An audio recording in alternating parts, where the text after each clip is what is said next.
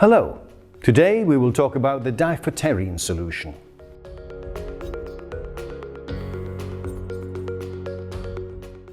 The Diphoterine solution is an emergency rinsing solution recommended by various countries and international scientific communities.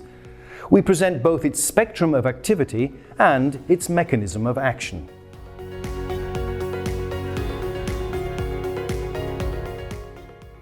Diphoterine solution is an amphoteric and chelating solution.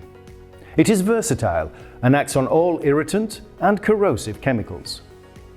These can be classified into 6 families: acids and bases, oxidants and reducing agents, chelators and solvents.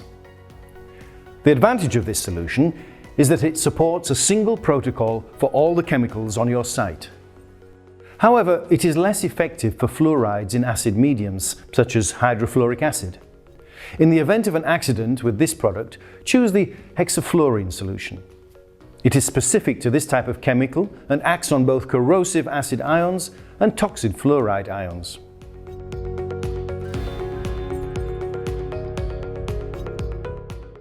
The mechanism of action of Diphoterine solution is very simple. Let's do a little anatomy to explain its mechanism, and then we will simulate an ocular projection. The cornea is composed of 3 layers: the epithelium, the corneal stroma, and the endothelium.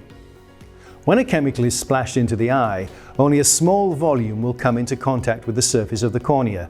That is to say, 0.2 milliliters or about 3 drops.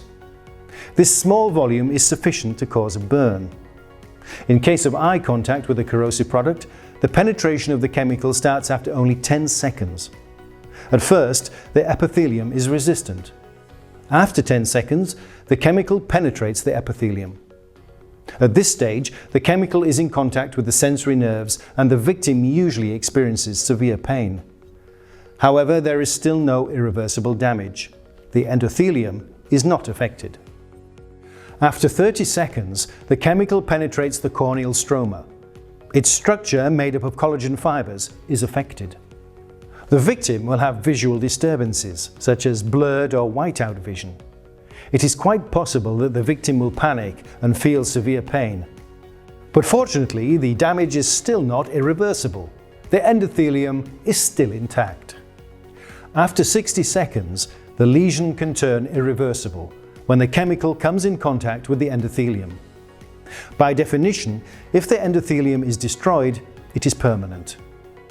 The lesion is therefore established, and there will be a need for medical intervention in addition to decontamination. The objective of decontamination is therefore to prevent the chemical from penetrating into the cornea and reaching the endothelium. If you use water to rinse a chemical projection, it operates on the surface. Rinsing with water is a passive rinsing. It carries the product and dilutes it on the surface, so on the cornea. Water is hypotonic, so it cannot limit the penetration of the chemical into the tissues of the eye.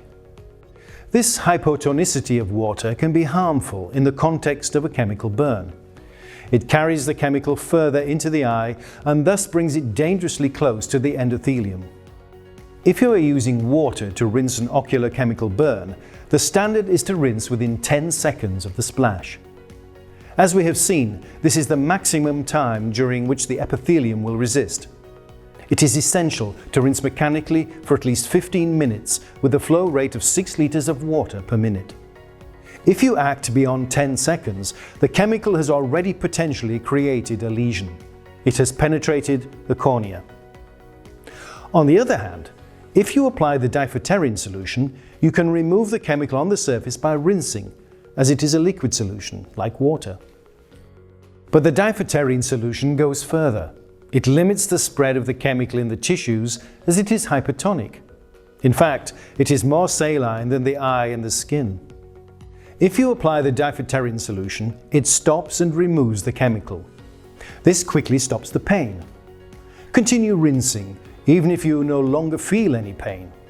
If you intervene within the first 10 seconds of the accident, the 50 milliliters of SU is enough to decontaminate the eye.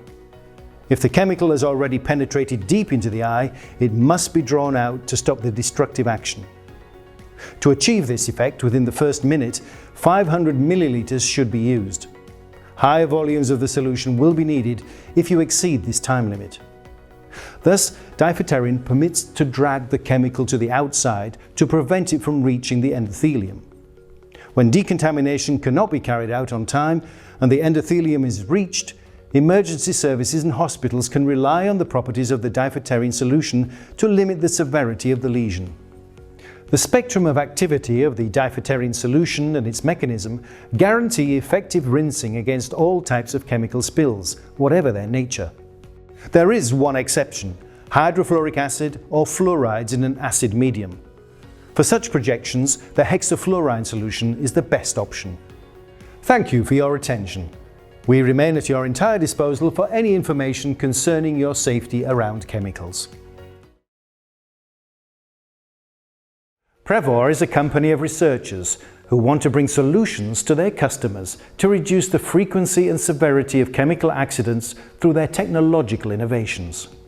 For that, we provide you with an offer which includes 3 aspects: a range of first aid solutions in case of an accidental eye or skin contact with a chemical product, a range of products that allows you to restore your work areas and equipment following a chemical spill or leak, and finally, we offer you a range of tools to inform, train and advise you on chemical risk prevention.